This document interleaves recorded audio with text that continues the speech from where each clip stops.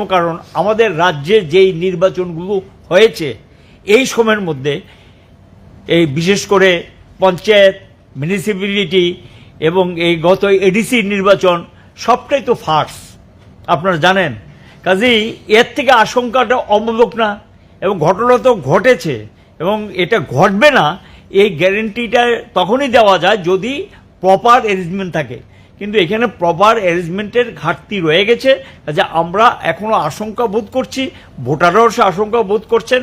সেটা মাথায় রেখে সুষ্ঠু আবার নির্বাচনটাকে নিশ্চিত করার দায়িত্ব যাতে তারা গ্রহণ করে, এটা আপনাদের মাধ্যমে আমরা এই বক্তব্য রাখছি। এবং কমিশন আশা করি যথাযথভাবে, এবং সঙ্গে আরক্ষা দপ্তর, স্টেট ইলেকশন কমিশন এবং চিফ ইলেকট্রাল অফিসার সবকটা নির্বাচনে যাতে সুষ্ঠু অবাধের ব্যবস্থা করে, এটা আবারও অনুরোধ আমরা করছি। কিছু আছে কোন? আচ্ছা, আমার বক্তব্য হলো